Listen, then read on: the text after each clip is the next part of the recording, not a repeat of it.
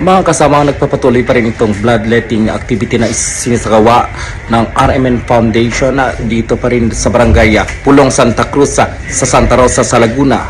Ngayong taon, target ng RMN Foundation ang mahigit 400 successful blood donors sa Dugtong Buhay Blood Donation Project 2026.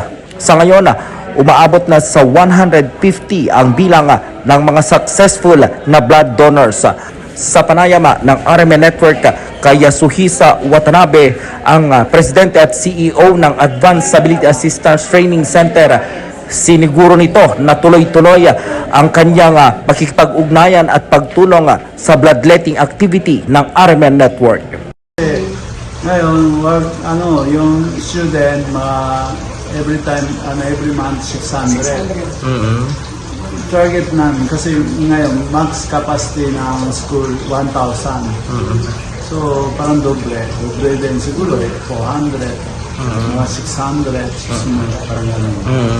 So donate kayo marami para sa tulong sa mas marami, mas mabuti.